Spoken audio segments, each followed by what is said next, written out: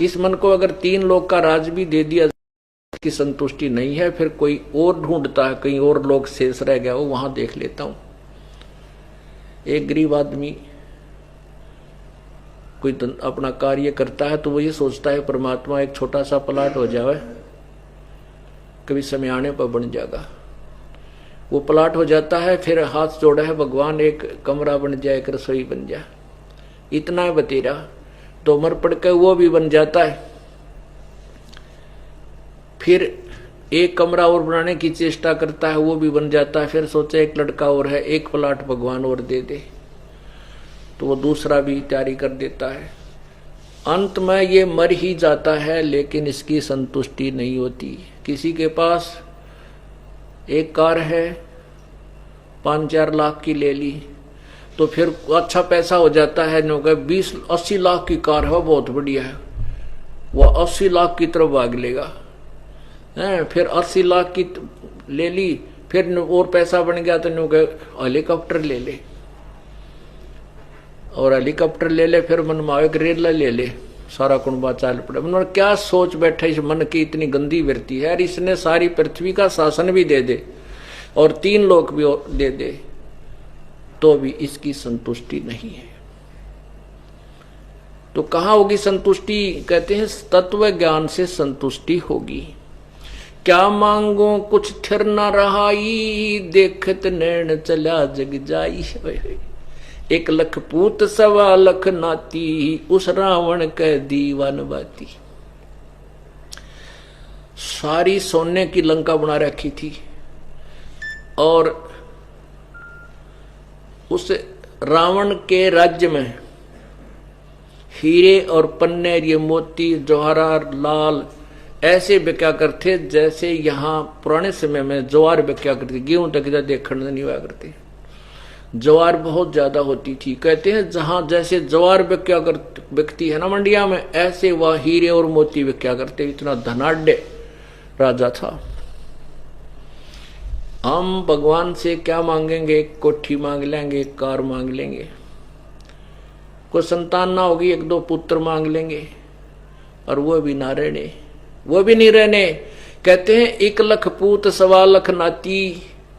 1 लाख पुत्र थे रावण के, 1.25 लाख रिश्तेदार, 1 से 1 अच्छे, यानी बड़े धनवान, बड़े अच्छे। तो कहते वो भी ना रहे। उस रावण का दीवानवाती की तक वो नाम लेने वाला भी नहीं। हम वैसे याद कर लेते हो हिंदू राम की गेला ना, उस रावण ने कोई याद नहीं करता उस लंका में। कहते हैं 1 लख पूत 1.25 लाख नाती, उस रावण का दीवानवाती। आवत संग ना कोई जात संगाती, और क्या भया दरबन दे हाथी। कहते हैं राजा लोगों को शौक होता है अपने द्वार के ऊपर हाथी बांध करके दिखाना, मेरी इतनी शक्ति है। तो उससे राजा की शक्ति का पता चलता है। जो 100 हाथियों ने खवा सके है रोजाना फ्री में, तो वो कितना धनाढ़ होगा। तो कहते हैं क्या हो गया बारने आगे द्वार के ऊपर तूने हाथी बांध कर अपनी शोभा बढ़ा रखी है। आवत संग ना जात संगाती, आते समय तेरे कोई साथ नहीं थर जागा जब अकेला आ जाएगा। हिड़की दे दे रोएगी सुरता जब तू चलेगी अकेली, टक्कर मार मार पछाड़ खा खा कर गिरेगी आत्मा। हे जीव जब तू यहां से अकेला जाएगा इस सारे साजबाज को छोड़कर, उस दिन को याद कर।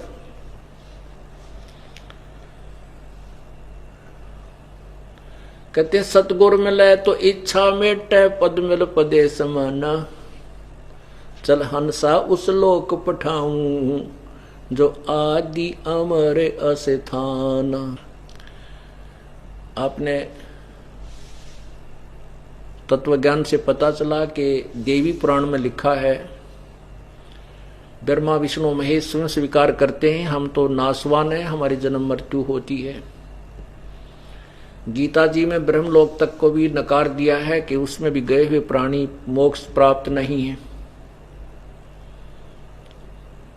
तो यहां इस ज्ञान के आधार से कहते हैं वो आदि अमर कौन सा है। गीता जी अध्याय नंबर 18 के श्लोक 62 में कहा है कि हे अर्जुन, तू सर्वभाव से उस परमेश्वर की शरण में जा जिसकी कृपा से तू परम शांति और शाश्वत स्थान सदा रहने वाले अर्थात अमर लोक को प्राप्त होगा, सतलोक को प्राप्त होगा।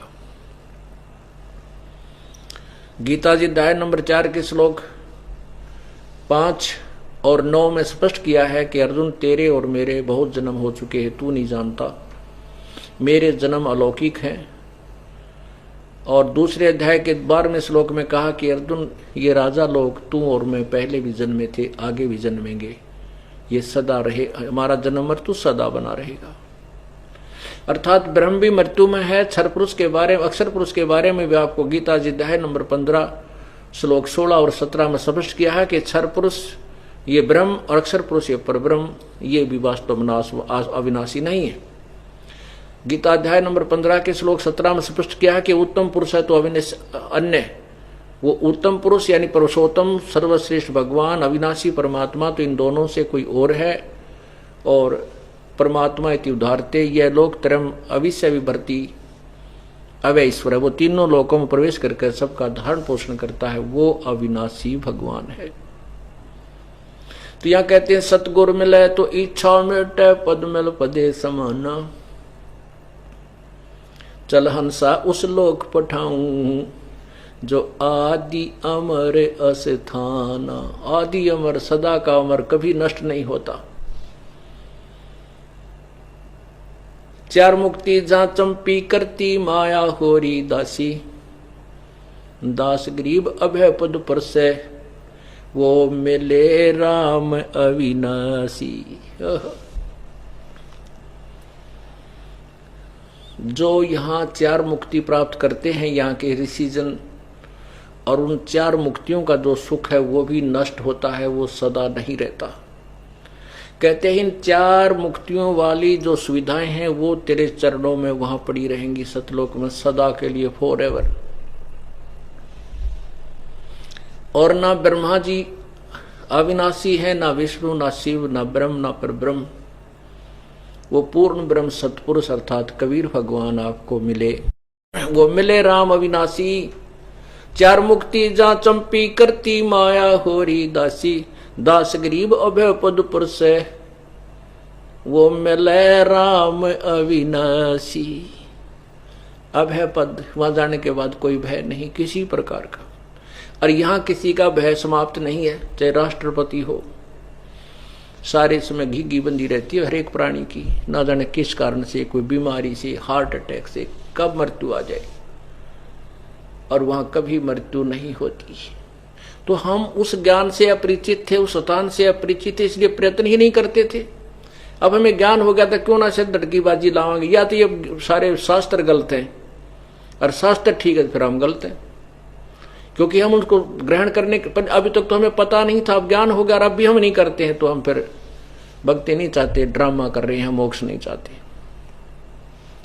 यहाँ की सुविधाएं तुम मांगो या मत मांगो, जो विधि आपको बता दी है इससे करते रहो, आपको यहाँ की सुविधाएं तो इतनी मिल जाएंगी कि आप हाथ जोड़ने लग जाओगे। अंत में भगवान या माया घनी नहीं चाहिए, क्योंकि माया की फिर गुणों से आप परिचित हो जाओगे कि माया तो आपके पैरों की बेड़ी बन जाएगी।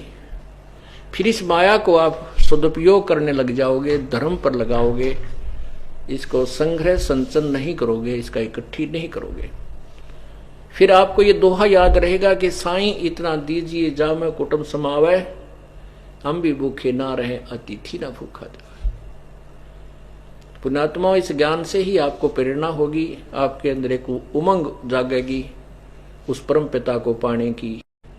कौन नहीं चाहता कि मैं सुखी हूं, कौन नहीं चाहता कि मैं मरूं नहीं, लेकिन हमें अभी तक रास्ता नहीं मिला था, और बताने वाले प्रमाणित नहीं कर पाए थे। वैसे तो डडोरा पिटनिया बहुत थे, सतलोक सतलोक कहने वाले, उनको कोई प्रमाण नहीं था, कोई ज्ञान नहीं था।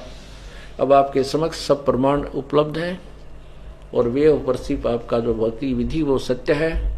अब ना करोगे फिर आप दोषी हैं, भगवान दोषी नहीं है। बोलो सतगुरुदेव।